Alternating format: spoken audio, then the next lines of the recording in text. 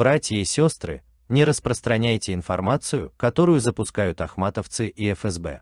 Поступает много свидетельств о том, что новая тема с пойманным чеченским геем – полная ложь. Этого пацана специально так выставили, причина тому – его отношение к кадыровской власти. Проявил неосторожность. Так с ним поступили, чтобы за его смерть в народе никто не бунтовал и никто ему не сожалел. Как можно верить информации, которая приходит от этих гнусных лжецов и врагов Аллаха? Они закинули это в целях унизить и убить парня, а мы, будучи мусульманами, помогаем им, продолжая их работу. Не распространяйте эту информацию, а кто вам пришлет ее, призывайте к Аллаху и благоразумию.